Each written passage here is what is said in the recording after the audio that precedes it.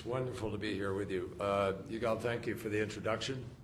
Great to be here with my friend Dennis. And Brad, thanks for those great comments.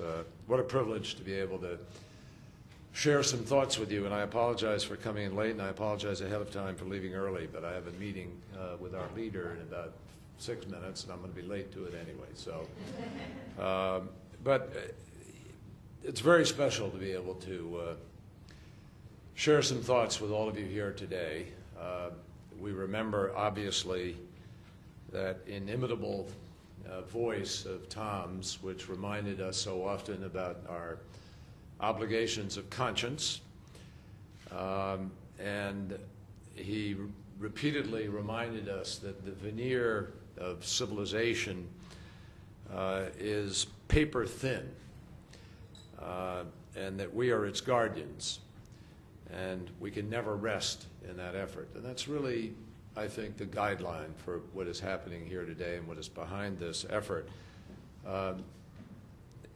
It's a privilege for me to be able to say a few words about that effort because on so many occasions I got to see Tom living that and working it in so many different ways, sometimes with his family, which we all know was so profoundly important to him, from Annette, wife of 60-plus years, am I correct? Something like that. And, of course, Annette and Katrina. He could never brag enough about all of them. And he didn't need to because they all spoke for themselves. But he, you know, to really know Tom and understand his passion for what we're thinking about here today is to begin with that respect that he had for family, all the way down to every grandchild and down to, I guess, dogs, Gigi, Matsko, and so forth. But that was part of his humanity, and that's part of, that's not part, that is really central to what guides us here today.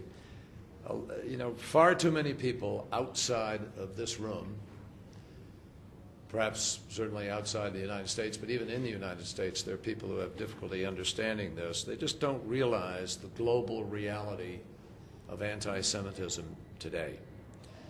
And too many people don't realize that we're sort of living in a period, we all know how difficult it is, but it's a period with a special witch's brew of negative, demeaning, destructive depictions of peoples and of individual people. And people are sort of stirring this pot of political grievances and economic troubles. And really, ever since the 1930s, we've seen this increase, if you will, of dangerous new openings for extremism, including in Tom Lantos' native Hungary, where just this past month, 1 out of every 6 votes cast in an election was cast for an openly anti-Semitic party.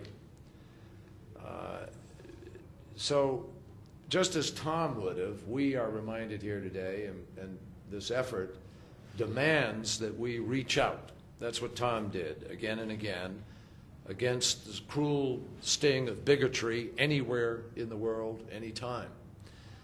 And obviously history is full of these very painful reminders of how hatred left unchallenged translates into an act of hatred. Words of hatred become acts of violence. Hate speech, whether it's anti-Semitic or anti-gay or anti-black or anti-Islamic, all of it is the first step to incitement. And you know, it could be the Hutu on Radio Mille Collines, or it can be a Nazi pamphleteer, or it could be a terrorist whispering in some young person's ear somewhere in the world. But if you listen carefully to history on the eve of the darkest chapters of history, you'll hear the voices that were teaching people to reject and teaching people to hate. I have never met a child 2 years old, 2.5, who hates anybody. It's taught.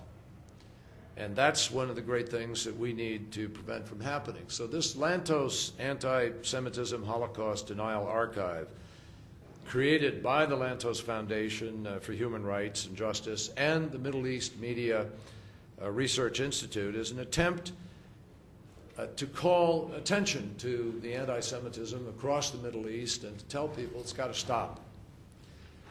Now, Tom Lantos understood something special about this. He understood that if you put a spotlight on things, then you have an ability to turn things around.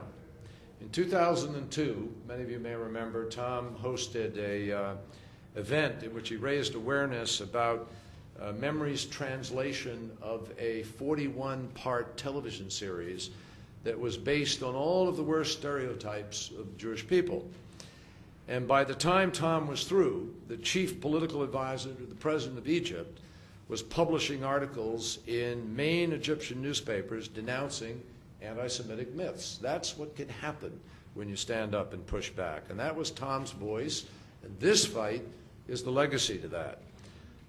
And it also, and I think we need to focus on this, it's not just important to the stopping of the particular incident, it's important to the building of the legitimacy of our Mideast diplomacy.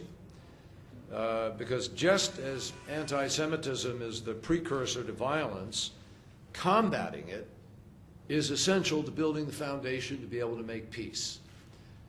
Whether it's changing those textbooks or changing the television advertisements, you run through a whole series of things where people just lay a foundation for hatred rather than a foundation for peace, and the foundation for the continued belief in stereotypes that have no foundation in fact.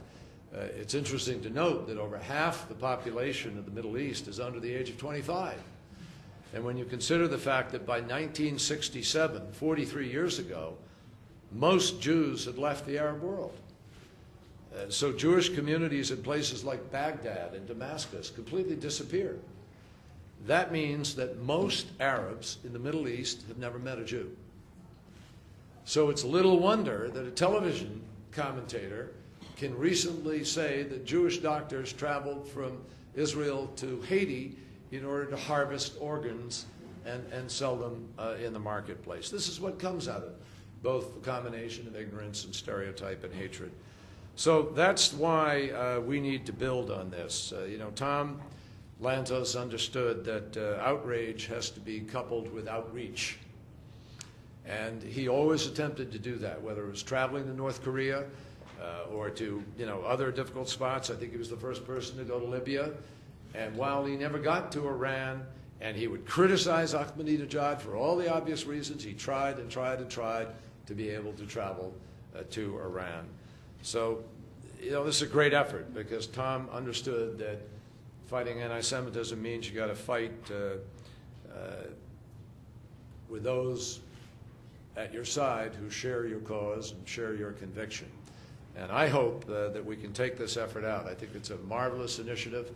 I commend all those, and obviously Annette, you and Katrina and Annette have had a huge role in defining where the foundation itself would go. But Memory is to be commended for its continued efforts in joining in this.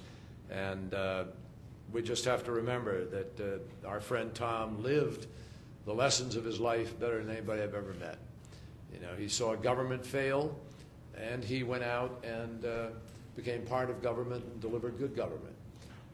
He saw a failure of the human heart in the worst of ways, but his heart became stronger because of it, and he took those lessons out. And he was always influenced by, as we know, Raoul Wallenberg, who he undertook to make an honorary citizen of the United States of America. And I think it's fair to say that this kind of effort lives on in that light and in that great tradition. And I'm proud to be here to share thoughts about why this is so important. Thank you, Annette.